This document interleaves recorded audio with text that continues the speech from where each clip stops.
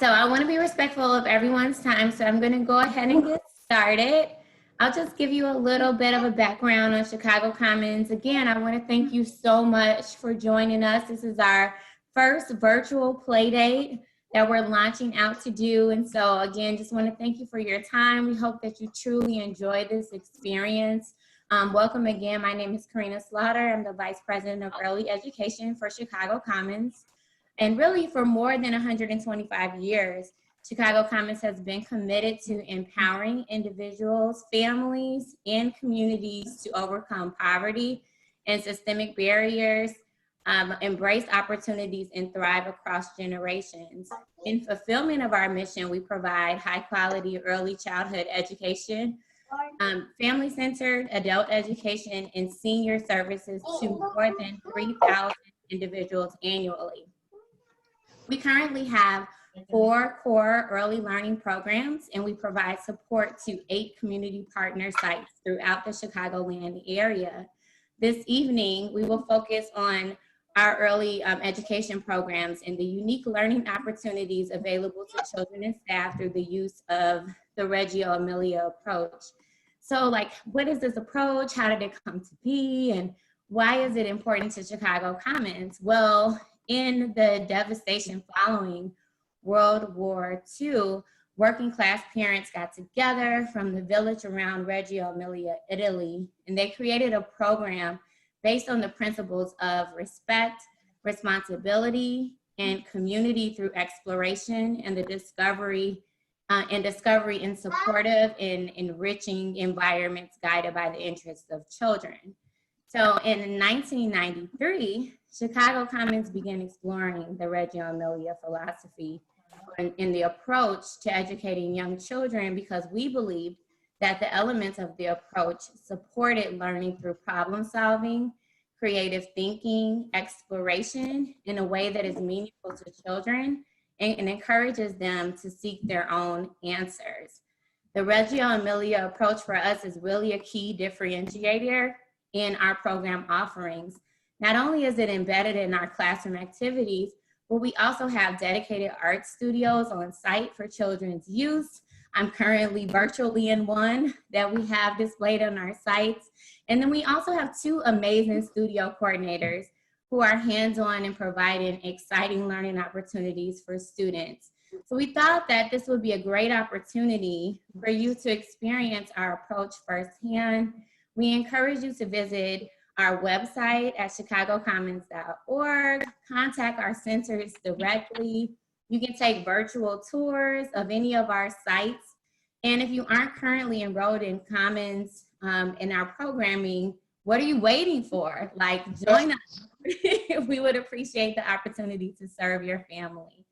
So I'll now turn it over to one of our studio coordinators, who is Jesus, and he will take us through this evening's activity. So Jesus, why don't you show us our activity for this evening? Sure, good evening, everybody. My name is Jesus Oviedo. I'm a studio coordinator at Cabo Ferry on 43rd in Paulina, or 43rd and Ashland, near 43rd and Ashland area. And I also work at Guadalupano on 1814 South Paulina. One thing I want to say really quickly, to use the hand is to use the mind. So scientists have told us that, young children, actually all the way up to like elementary school, need to make a movement every 20 seconds in order for their minds to work at their fullest capacity. So owing to that, today we're going to be making sensory-based Play-Doh. One thing that's really important to really young children is to activate all the senses. So sight, sound, taste, and touch. And we're gonna create now a multi-sensory Play-Doh that's gonna activate all the senses. So just bear with me as I'm gonna flip the camera.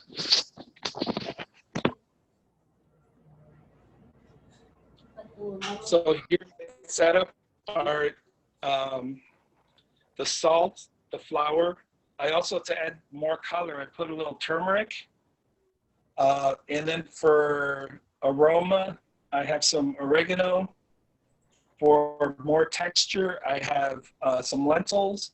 And finally, for some pattern, I put some chopped parsley in there. Oh, looks like I might have to. So this might be upside down. Can everybody see okay? You should be looking at a bowl.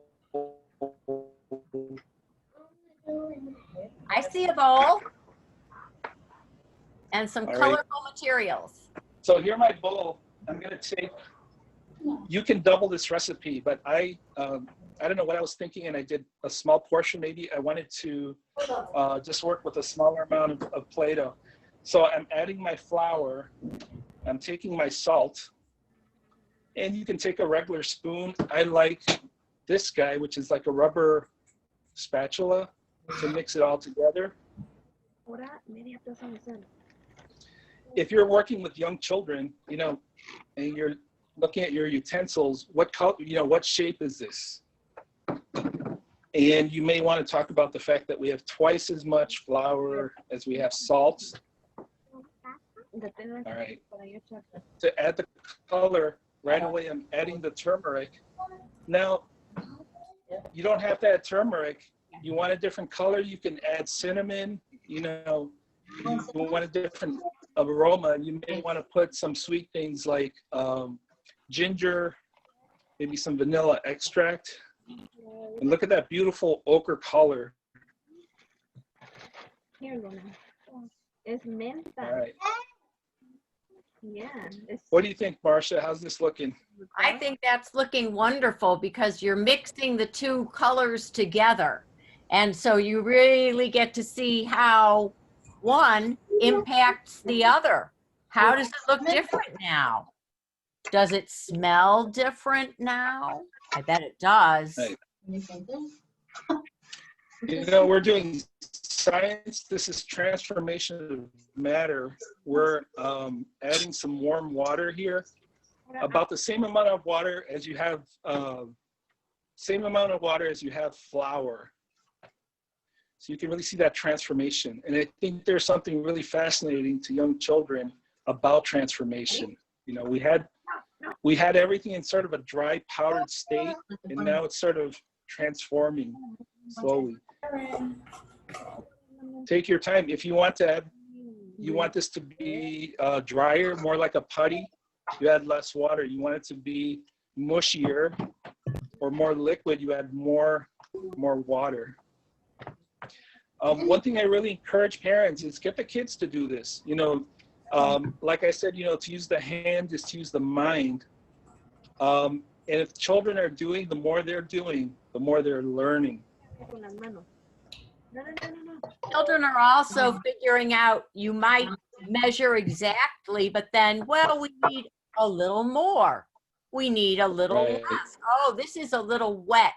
Let's add a little more flour. So they're understanding some estimation terms and some generalization terms. And that's a very important thought when you're thinking of amounts in our world.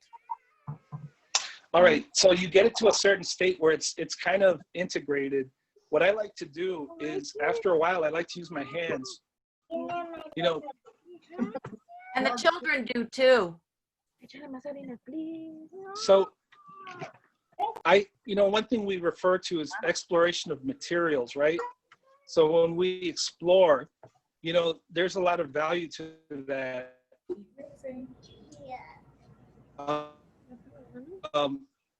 Everybody, you know, in order to really use their mind most effectively, you use your hands. Now, everybody, for you, it's organizing your closet. It could be cooking, working in the kitchen. Now, this is really, really sticky. So I probably added more water than I meant to, but that's okay. Start exploring some of this with your children. Ask them what they, maybe some of the kids want to talk about what they're experiencing. What are you feeling? ¿Te gusta hacer la Play-Doh? Is it soft or hard? Oh, I hear some. Ya métele las manos, mézclale. Para que se haga bonito, ándale. We're hearing some rich dialogue with the children. Una. Sticky? Ok, ya. Ya, ya, ya. Ya le echaste todo. ¿Lleva mucho? Luna, there's no flour. Yeah, it's sticky. Flour? This is very sticky. You want to put your finger? Yeah. So I got excited. I'm gonna scrape some of this off my hands with the spatula because that's very, very sticky. You want más flour? Oh, I forgot that. Cookie? One in my Yeah, cup. You want more flour? The rest of the flour? All right. So I have a lot of that off my hands now. And yes, it's really sticky. Let's say your children might be very, very. So your children might be, you might have sensory overload. Maybe you want to take one of your kitchen tools and interact with the clay now with the kitchen tool. Also, if it's really sticky, maybe you don't like maybe it's not your favorite texture at this time. Whoa. If you want to get it mushed, if you want to get a little bit more like putty, you add a little bit more flour. ¿Qué es eso? No puedes, además no le tira. I think mine did not get it. No, it's perfect. You're using some interesting tools there. Yeah, that's a potato masher. Oh, is that with the kids or with me? With both of you. I'm noticing that All the name I see is that like a pastry blender or something? There are so many wonderful tools in your kitchen. I love when you have a thicker dough to use a garlic press. And there's just so many ways to make molds and make shapes and tools with this. That's so. All right, so Loves pouring that flour. I want to add more. No, you Alright. can't. All right, so now I want to add some aroma to my Play-Doh, and maybe this will dry it out a little bit because it's a little bit wet for my taste. So I start adding some. I can call it then. Full out of ginger, dude. Full out of ginger. So we're activating all the senses. We're activating the sense of smell.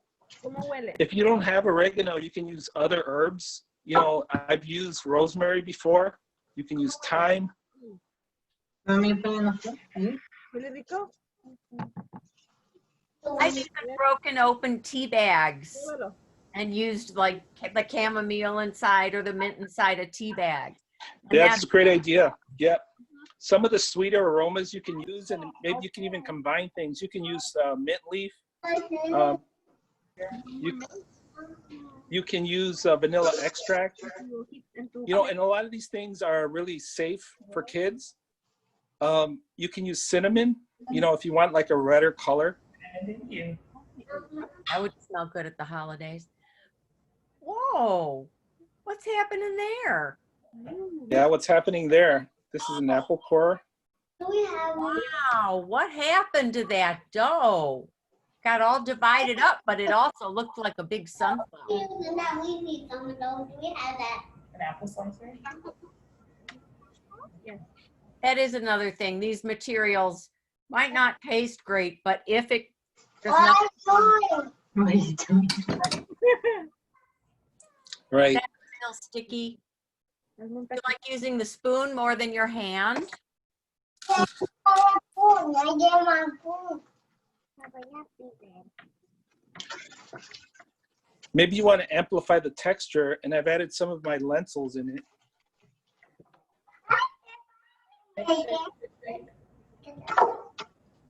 That's a great idea. Yeah. If you have, Can we help you?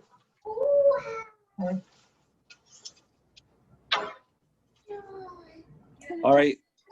Reminds me of pumpkin color, kind of. Yes, yes. Kind of things If you have colored pencils, can you match that color? It's a beautiful color. Yeah, that's a great idea. Perfect. I'm gonna run downstairs and get some more flour.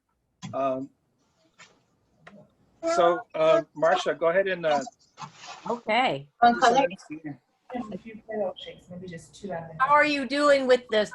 Is it fun to squish some of that dough? Squish it. Can you squish the dough? I like all the sounds because it sounds like squish when you do it. Oh, you've added some wonderful color. Why not? Can you show us the color? On that one? Paprika. What is all that red? Paprika. Diles paprika. Ooh, paprika. You want to talk? That would smell good too. You like how it smells?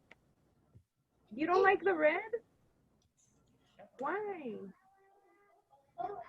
I like the red color. When you mix it all through, do you have a cookie cutter in your bowl or a spoon or a cup? It's pink. What's in your bowl? What's in your bowl? Is that Are a you Play-Doh? Jackson? I thought so. Well, what happened when you pushed that into the dough? Were you able to do That's a it? cookie Was it cutter. If you can soft? see it. It was a little too soft. A little too soft. Well, I I- think sometimes the longer you work with it and the longer it's out in the air, maybe it'll stiffen up a little. But I have to think about why. Might be some science thought there. Yes, it's getting to a much better state for me because I'm adding more flour. I wanted more of a putty kind of consistency. Ya no va a servir. You want more flour to make it? Luna. More flour.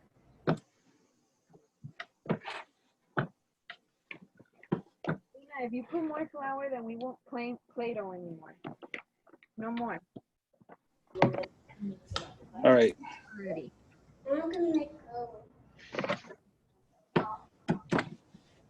It's wonderful to do this at home, but it's also nice to know that this is the type of activity we have daily at the schools, but also with real clay and dough, depending on ages.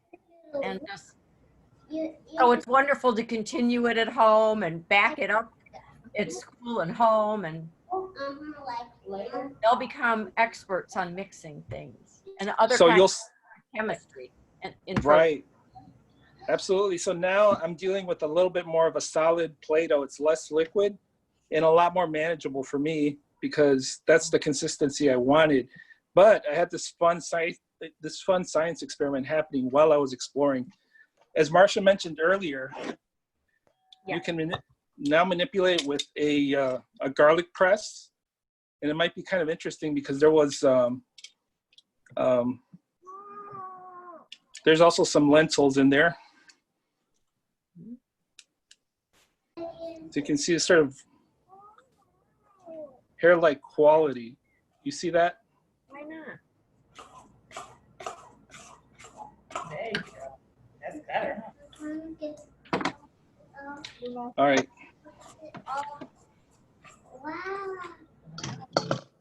Now that we have sort of somewhat sticky, somewhat putty consistency, we can stick some other things on here. So we can add pattern using, in my case, I used parsley. You can use, what's the other one? Cilantro, a different herb. And look at how you have this beautiful texture now, this beautiful pattern. that is beautiful. What's everybody else experiencing? What does any of the children want to, say what they're experiencing, how they're feeling? You like the Play-Doh? You do? See, I like the Play-Doh. Let's make it long, shape it. All right. So now that I have this kind of consistency, I can also do some modeling with it, right? I can make figures with it. Maybe I'll move this tray out of the way so you can see a little bit better. Playing with mommy too.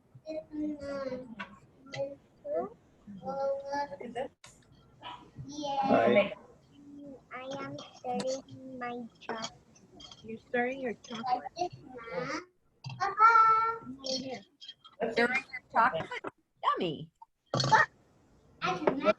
What else can you make? I can make. Wait, I need a cookie. The cookie cutter. There you go.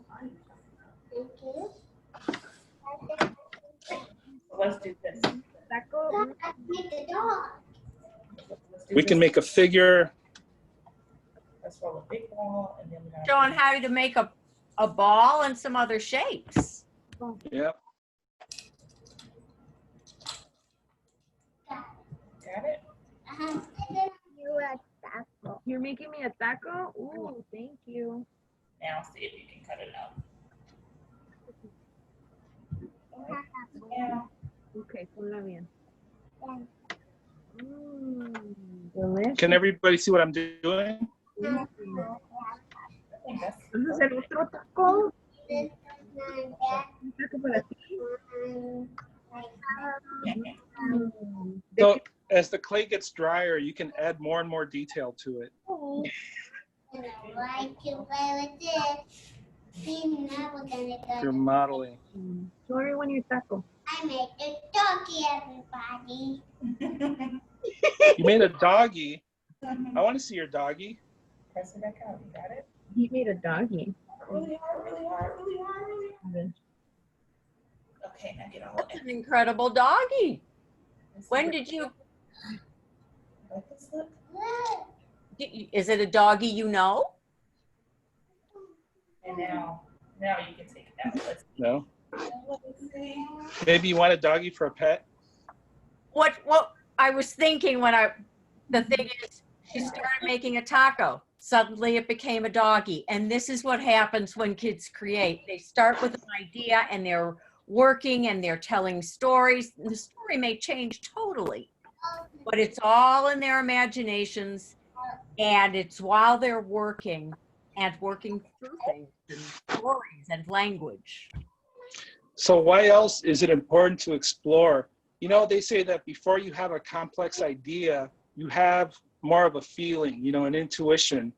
You can call it a thought without words. That happens a lot when you're tinkering with materials, when you're exploring. So simply playing, even as an adult, is it's very important, you know, just to tinker with materials, to do things like cooking, you know, having experiences where you're using these same kinds of materials Okay, make me a hot dog. Flowers, generates salt, learning.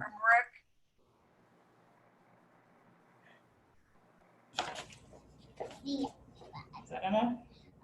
Yes. Yes. I need flour.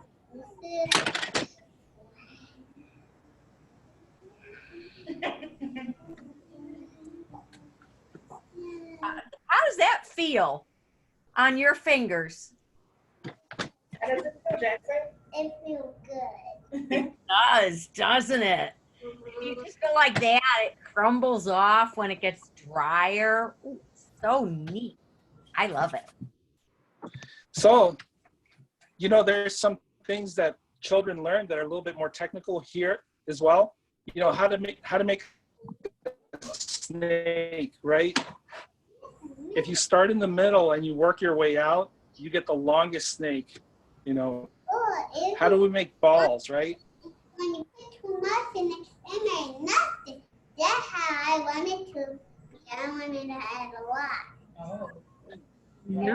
We have, Mix it up. there's in it, I think there's like, children are assessed by whether they can organize big to small.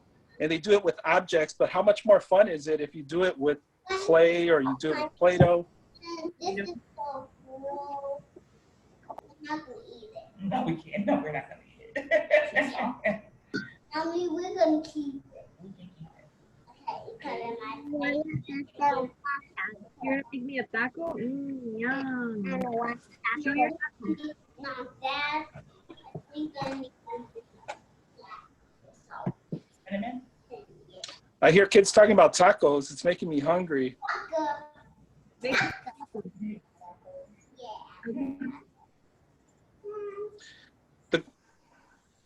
The great thing about Play-Doh is that you can keep using it and it transforms, the consistency changes, it lends itself to making different kinds of things as the consistency changes.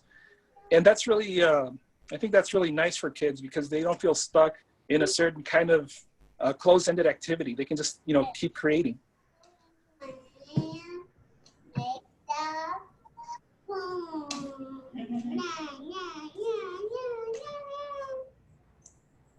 Wow, Mom. Mommy, when it touches that and it holds it. Can you feel it? Oh, your fingers are so rough. Okay, look at this. Oh, wow. Look at the bonding happening between kids and yourselves. You can roll it now. Look. These are great moments. No more. Don't need that. So can you like for me? A sandwich? Thank you. All right, let's see. Delicious. I love it. It goes right into pretend play. It Mm. goes right into pretend play. This is perfect. Yeah, it does. Props for pretend play. And that's what the kids do. Everything goes into pretend play in the long run. So we heard the story about the dog. Children's imagination is actually, children using their imagination helps them to gain a higher understanding of the world around them. So the pretend play that Marsha's mentioning, it's not just pretending, it's very important to learning, right? So we want to encourage that. We want to encourage fantasy play. We want to encourage storytelling, which is, I think, a valuable way to learn and an undervalued way to learn, I think. For my country. I don't know who they are. They look everything. They want some bad guys that because they. Yeah, so Okay. okay. All right, let's see. This is gonna be pizza. Pizza, Over the cake? burgers. Yeah. Total narrative. All right, let's see how this one Here's looks. the camera. Yay. A candle? What has that become? Look at What this. is it? Dile lo que es un cake. Mommy, you need to make Right here. right? Pizza. Mommy, cutting the. Okay, so if you make What? pizza, what do you need? I need pepperoni. Pepperoni Cheese. and cheese. This is gonna be like cheese. You're making a pizza. All right. That sounds like some good toppings. That's my favorite also, pepperoni. All right. Ooh, Oh, is this cheese or pepperoni? cheese. Okay. It's gonna be this cheese. All cheese? Yeah, they did like this cheese. Yeah, es de la menta. Right. They've been coming in. Garbage? They came in your restaurant for 100 days. You might notice kids come up with their own strategies for using this stuff. That's the way inventions happen, right? So playing, experimenting, all this is really important to learning and to becoming very creative, inventive adults. You're putting a hot dog on my head. Thank you. All right, no more. You know, earlier in the year, we had a little boy, and he's 4 now, and he was just having some difficulty writing his name. And he came in the studio and he did his name in clay letters. Just like that. He took clay and he made the letters and he made his name in the clay. But he was having trouble writing it. And so, Why? Oh, I'm sorry. Go ahead, Marcia. no, You know, I some don't, of you asked why. I don't know. But it was just amazing because everyone came in and said, well, we know you know how to do your name. you know, sometimes kids, especially when it comes to writing, they find it kind of like a chore when we tell them how to do it. So when they can find their own interesting ways to write, you find that they know a lot more than they demonstrate, and that they learn through that process of like invention and, you know, doing things that are a lot more fun and interesting for them. It's a more powerful way of learning. That's why in our rooms we will have paint, even beyond our studio, which is pretty wonderful. We will have in the classroom, there'll be paint, there'll be clay, there'll be pencils, there'll be journals, there'll be, because somebody will draw it better and somebody will do it better with clay and someone will do it better with writing, and they all express themselves in their best ways, and that's what we're encouraging in the Reggio approach. The 100 languages of children. Yes. Yes. It's wonderful to watch. I needed that. They needed Is it your hat? a white flower and they What is it? a hot dog cat. The hot dog hat? Wow. What is it? A hot dog cat. What? It is. That's what I would call it. We make a pizza. Uh-oh. And he's making a pizza. Oh, is that what I'm making? Yeah, this looks like a South Side You're making style pizza. waffle chip. I'm not sure. Mommy, they put them on it. I am. We're dealing now with a different consistency. So what happens if I cut it now, right? It turns out a lot different. Look at that beautiful pattern that just happened. It looks like a flower. How many pieces? Yeah. Boys and girls, we can count, right? Yeah. Una. ¿Cuántas? One, Right. two, No, hay más. Mommy, Take your time. Yes. Mommy, so Jesus and Marcia, quick question. Can you remind us what materials you use to do this activity? Yes. So this is this is 1 cup flour, actually a little bit more than a cup of flour, about a cup of warm water, a half a cup of salt, and then we added color using turmeric, but you can use cinnamon, you can use different kinds of, you can use food coloring. I used oregano for aroma, so it's got more, all these, you know, it's multi-sensorial. I used lentils, red lentils for texture, so it feels very interesting. And then I added pattern by putting, so this is just some chopped up parsley. It adds this really beautiful kind of patterny, kind of patchy look to it. oh, that. Then we gotta tell you what. And we don't get the black. And now you have all these separate shapes. So what happens if you try to put this through a cheese grater? You know, and we're just experimenting, you know, we're just experimenting here, but What would happen? what if, right? What if, what would happen? What would? What is it? Tell them what it is. Marcia, this is just a quick question. how is this done every day at the centers? Is it something that takes place on the regular at centers with kids? Yeah, Kinds of Play-Doh is materials? But it varies. You know, I think it varies from for my teachers. For me, I use a lot of clay. So Play-Doh is a little bit of a, you know, a more unique experience for me. But almost every day there's something happening with either clay, Play-Doh, there's paint every day.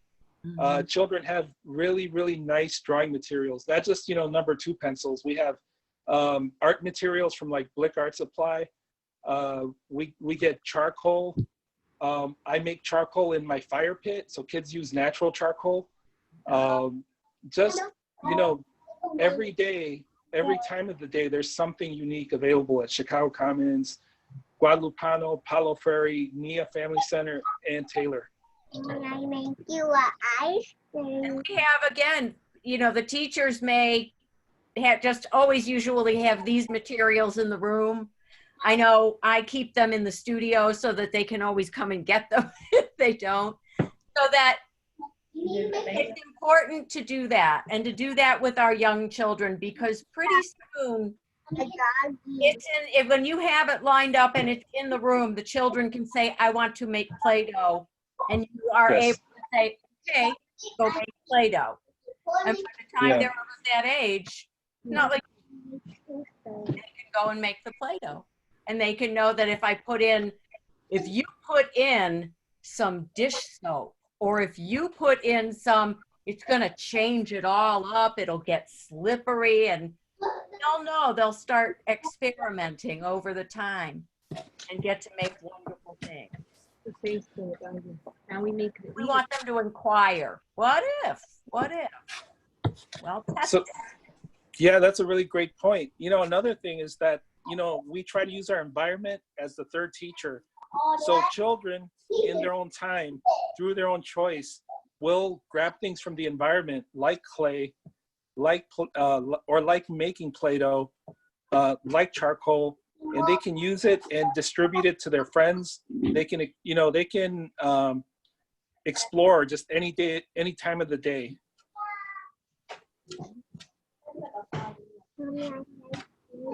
Now, what if I have an infant? Do the little ones play with materials too?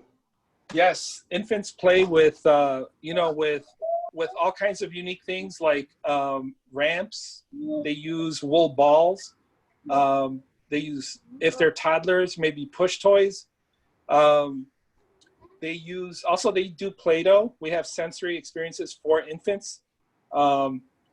They use water, bubbles, just about anything that is safe for their age. Of course, with water, you have to be very mindful of safety.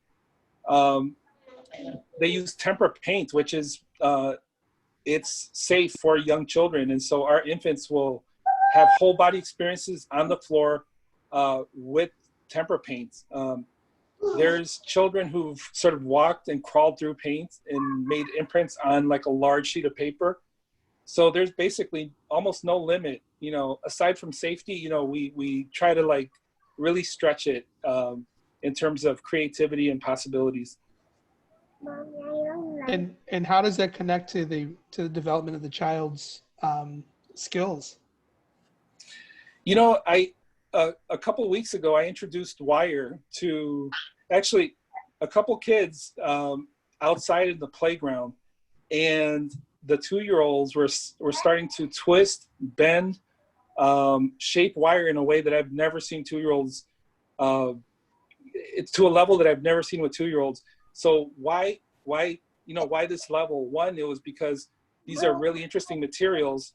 They're very challenging, but also, through the exposure, through the experience, children learn through experience. So anytime you do anything over and over again, or you're exposed to it, your skill level just gets higher. A lot of adults think that we have to guide children through things. And, to some degree, we have to have some guidance. But with a lot of freedom and children's own interest in something, they can go really, really far in terms of skill level. So I want to say at Paulo Freire, I think it was last year, there was a toddler. I was showing these similar techniques with clay. And after I showed her how to make snakes, I was so impressed with her skills. She takes the clay snakes and wraps them around a couple mounds of clay. And she says, "This is grandma." And it just shocked me. I thought, like, that's your grandma? She's like, "Yeah, it's grandma." And so another thing with materials, you know, all this stimuli, all these materials, an environment that's rich, teachers that listen, teachers that document what you do, all this goes to expand your perspective in life, you know, your point of view. And the younger we start with these materials, the richer their thinking. It's not just, you know, it's not just skills with your hands, it's thinking in general. You know, there's no kind of disconnection between like the, you know, the hand and the mind. These things work in sync with each other. And so the earlier we start them with materials, the more intelligent they get at a younger age. We don't know how to grow. I know. Zeus, I think you're muted.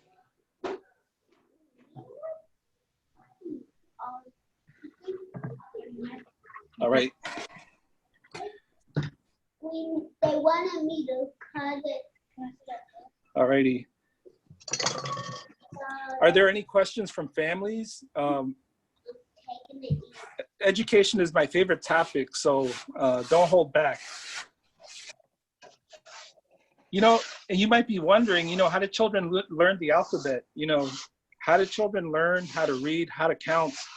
The math is in here. You know, we're dividing this material. I've had kids look at a piece of clay. We use a clay cutter, and they say, "Okay, now we have 2." And then we cut another one, and they say, "Now we have 3." So they understand this sort of sequence, you know, of numeracy.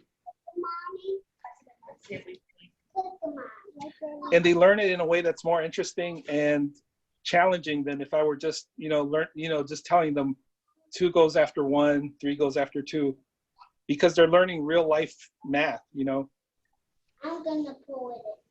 And the way children learn to write is that, you know, just the way I talked about this toddler, Daniela, children have like a natural desire to make things that other people will understand.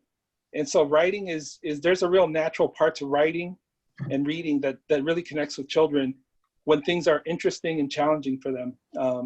When they're done in a way that's also fun for them to do, you'll find that children really just want to learn. They want to read, they want to write. But we try to do it in a way that's more, you know, interesting and fun for them. Because they wanted it to be famous. I got a question for you. How does this connect to the social emotional aspect of learning? We're seeing it in action right now. Children bonding with mom and dad, children connecting with each other through materials. You know, I think learning is social. And since we work in small social learning groups, children are building relationships with each other. Maybe a child wants to take this ball away from me. And if I'm like 3 or 4 years old, I might want this ball to stay here. So we encourage children to work out their differences with materials. You know, I often tell children like, well, did you ask him if he was finished yet? Is there a way maybe we can work on this together? You know, so giving children the tools to be successful in a social emotional way can be done very effectively through materials. And I think through natural materials, which we have a lot of in our playgrounds. Children learn empathy through this kind of like understanding why we need to share, why we need to take turns, but not done in a way that I'm just telling them, look, you have to share. They understand the reason why it's important. Also, like in the playground, you know, if they see a bug and they want to pull its wings out, I will say, you know, wouldn't it be a lot more fun if we just let it be and we can watch it and it's always going to be healthy and we can find another one. So, you know, so this kind of learning, I think, is very a very powerful way to learn social emotional development. And plus, this is so calming. And No. that's part of social emotional too sometimes. This material is very calming. It's a good thing to pull out of your recipe box when you need it. Pleasant to do on an afternoon. No. That's a great point. Yeah, that's a great point, Marcia. Yeah, it's also very calming. You know, kids want to be busy. No. You know, one big misconception a lot of adults have about the way children learn is they think that children need to sit and listen. And in fact, that's the least effective way for children to learn. Because in order for their, you know, and brain research has shown that when children use their bodies, move their hands, there's more activity in the brain happening. So it's not just, you know, it's part of it is our beliefs, but also it's backed up by science. Over here. Sit down and I'll give you two. Popsicle? Is it a popsicle? It is. Zoe made a popsicle. Yeah, It's funny you know, you brought a stick into it. Bringing in sticks, it's a great way to build with Play-Doh and just sticks from the yard. absolutely. You know, I had a child would put clay on sticks and then sell me paletas, and I would say, well, how much is that? And she'll be like $50. You know, but I think, you know, She you know, went to school it's one not that day. she's gonna. Here's your plate. Right, exactly. I think, you know, kids want to grow up. You know, kids want to do interesting things when they grow up, and they want to understand this idea of like value and this exchange, you know, transactions that happen between adults. You know, that's very interesting for children. So, you know, a lot of why children learn through this is that children want to learn in this interesting way. They want really interesting materials. And overall, I mean, they have a natural desire to learn. So we just try to do it in a way that is, you know, like I said, very creative, interesting, social.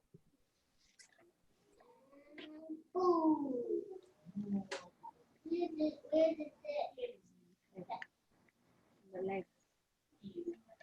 Fun to have props. Yeah. You did it. Uh-oh. I need to make it out.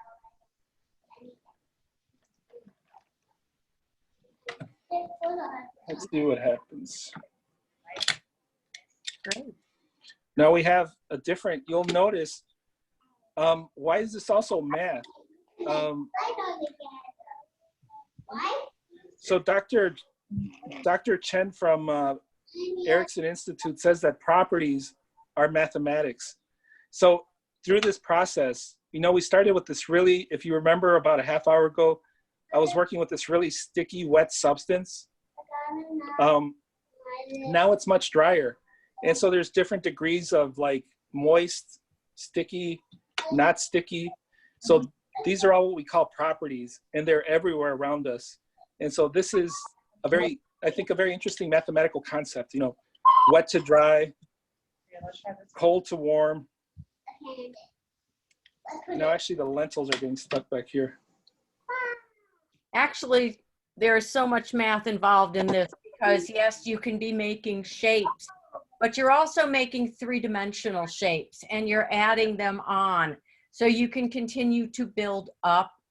Math vocabulary is very important. You can squish it and make it flat down. But the important thing is you have the same amount of clay. So it can be a big round ball or it can be a long skinny shape, but it's the same amount. And that Yes. is a very important math concept. We're just playing with Play-Doh, but they see it and they are dealing with it with their hands and it's going in. And when it comes up in school later in years, they're going to say, I get it. I did it with Play-Doh. And they're going to be doing it with paper and they're going to be doing it with paint and many other ways. But clay, you can push down into clay at a negative space. You don't get to do that often. So when you press down in, you can create like a fossil shape or something. about three-dimensional space. Yes, absolutely. Geometry. I don't know. I think I'm making my second bug. I must like really like bugs. It is one of the things, though, that in our schools we do have wonderful clay ovens so that we can take clay and make them into hard ceramic. And that is, you can bake this kind of dough as well. Yep. But it's nice to be able to do that in our school. Very fortunate. Yep. The cool thing is everything here is edible. I mean, it's very salty. You don't want to eat it necessarily, but this is a safe material for young children of any age. And they'll learn. Sometimes you don't want to put something in your mouth. That's a good lesson. Right. Well, you know. Eventually they will put paint in their mouth and they will put white glue in their mouth, and that's why we use everything non-toxic. That's how you discover. Absolutely. Well, you all, we're getting close to 7 o'clock, and I know that everyone has like busy evenings ahead as you prepare for work and school tomorrow. So I just wanted to thank you again for joining us. I hope that you had a lot of fun, that you learned something new today. Please feel free to join us again next week. It'll be a different activity, and so feel free to share in this experience, invite your friends. We'd love to have you again. And again, if you need more information about enrollment or just want to know more about Chicago Commons, feel free to visit us at chicagocommons.org. Reach out to any of the sites. Directors and family workers are readily accessible and available to help you. I want to thank you again, Jesus and Marcia, for taking us through this amazing activity. And thanks again, everyone, for joining. I don't know if there's any final thoughts or questions. Feel free to step in. If not, thank you, and have a great evening. Thanks, Karina. Thank you, Karina. Thank you. Right. Thank you, Jesus, and all the families. It was fun. Yeah. Thank you, Marcia. Take care, everybody. All right. All right, have a good night.